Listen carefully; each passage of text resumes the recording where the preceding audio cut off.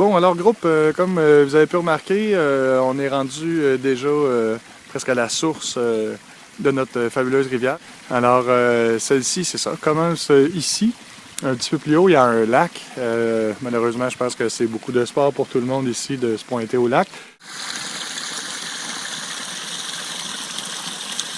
On se retrouve à la base d'une montagne, la rivière qu'on a vue tantôt prend sa source en grande majorité dans un lac plus haut, mais effectivement, plus loin, on peut descendre, puis on peut remarquer que l'eau s'accumule un peu partout dans la forêt, puis bien sûr, cherche à descendre au niveau le plus bas. Afin de valoriser une certaine partie des ressources exploitables, comme vous pouvez voir, l'être humain a tendance souvent à aménager son milieu. Dans ce cas-ci, on veut faire la culture et l'exploitation de sirop d'érable et aussi du bois de chauffage. Alors, vous pouvez remarquer en arrière de moi, là, il y a du drainage qui est fait. Bon, ça peut améliorer la situation parce qu'effectivement, l'érable est une espèce de plante qui ne pousse pas extrêmement bien dans des conditions marécageuses, c'est-à-dire dans lesquelles il y a beaucoup d'eau. Mais elle pousse quand même assez bien des endroits un peu plus secs. Alors ici, bien sûr, la personne propriétaire du terrain a voulu pouvoir favoriser sa croissance. Alors groupe, là maintenant, on se retrouve un petit peu plus bas, près du même ruisseau qu'on a vu précédemment. Alors, vous pouvez remarquer effectivement que celui-ci a collecté une bonne quantité d'eau supplémentaire. Alors, c'est pas seulement l'eau qui provient du lac qui nourrit ce ruisseau-là, et bien tout le bassin versant, c'est-à-dire la section dans laquelle l'eau peut descendre. Alors, on peut voir plus bas que l'eau va rencontrer bientôt une zone agricole.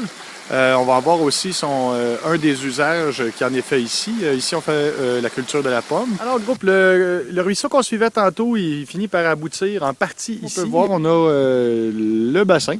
On parle d'un lac artificiel qui a été creusé pour deux utilisations, principalement pour irriguer les vergers qui sont situés derrière vous et aussi pour pouvoir fournir de l'eau parce que dans le cas de la pomiculture, on utilise énormément d'eau pour pouvoir faire des arrosages et d'insecticides et parfois d'herbicides. Mais on parle surtout d'insecticides parce qu'une pomme picotée ne se vend pas très bien. C'est à ce système-là que les arroseuses, pour les herbicides et surtout les insecticides, se branchent. On a ici le système qui fournit cet équipement-là. Et un petit peu plus loin, on a la cabane qui, elle, fournit l'eau pour le système d'irrigation qu'on va voir à l'instant. Suivez-moi. Bon, dans ce cas-ci, on a un système d'irrigation goutte à goutte. Le système goutte à goutte, son travail, c'est simplement pour s'assurer qu'uniformément, il y ait de l'eau sur toutes les plantes. Dans ce cas-ci, on parle de pommiers. Alors, vous pouvez remarquer qu'il y en a à toutes les rangées. Et, bien sûr, ce système-là est relativement dispendieux, mais il est relativement économe aussi, parce que sinon, l'autre option, ce serait d'arroser les plantes. Comme vous l'avez sûrement déjà remarqué en sciences, les plantes peuvent boire de l'eau par les racines et par les feuilles. Alors, dans ce cas-ci, on aurait un ratio tout à fait inférieur. Bon, bien, derrière moi, vous allez retrouver probablement à quoi ressemblait la forêt quand les premiers colons sont arrivés. Dans ce cas-ci, notre forêt, elle est de type marécageuse, parce qu'il ne faut pas oublier que l'eau cherche à se sauver en bas d'une pente. Derrière moi, c'est pas très évident, mais il y a effectivement beaucoup d'eau dans le sol. Alors, comme vous pouvez remarquer, tantôt, quand on parlait de drainage en milieu forestier, on parlait d'amélioration d'un type d'arbre en particulier. On voulait ici améliorer la condition de l'érable. Donc, en arrière de moi, vous pouvez remarquer qu'il n'y a pas énormément d'érables parce que ceux-ci sont plus sensibles. Et aussi, si on regarde la densité, il y a peu de densité et les pousses sont très petits parce que, ben, il y a trop d'eau. Alors, c'est ici que sort notre fabuleux ruisseau qu'on a suivi depuis tantôt, depuis presque le haut de la montagne.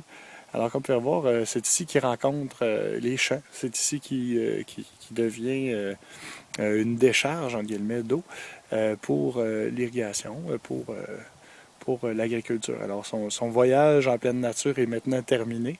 Il se ramasse maintenant plus sérieusement dans le monde des humains. Alors, on regarde au loin, on peut remarquer que chacune des parcelles de champs est séparée par un fossé. Alors, on va les voir de plus près tantôt, mais bien sûr, vous pouvez remarquer que ces fossés-là sont linéaires. On s'est préservé d'un problème d'inondation, mais en même temps, on s'est privé de la capacité naturelle du sol de conserver l'eau. Alors, un avantage qui devient un inconvénient. Entre les deux montagnes, celle qu'on voit là-bas et celle que l'on retrouve de l'autre côté ici, il y a seulement 4 pouces de dénivelé total.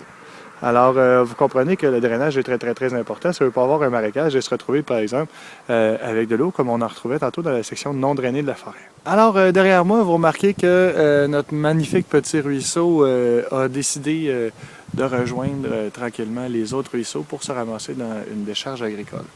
Alors, c'est un peu la fin de notre voyage pour avoir suivi ce ruisseau-là. Maintenant, on va aller voir quels sont les usages de l'eau, par exemple, sur une ferme. On a certains usages, comme dans ce cas-ci, on a une arroseuse qui sert soit pour les pesticides, les herbicides, ou bien sûr pour simplement transporter. Je me tiens en compagnie de Zoulou. Salut Zoulou! Quand on est sur une ferme, on a besoin d'eau pour abreuver les chevaux ou les autres animaux. Dans ce cas-ci, on peut remarquer, dans le fond, là-bas, c'est là l'abreuvoir. Souvent, on va utiliser, par exemple, une laveuse à pression pour réduire, bien sûr, la quantité d'eau utilisée et aussi pour augmenter l'efficacité. Et bien sûr, dans toute forme de bâtisse agricole, il y a de l'eau pour se laver et autres usages.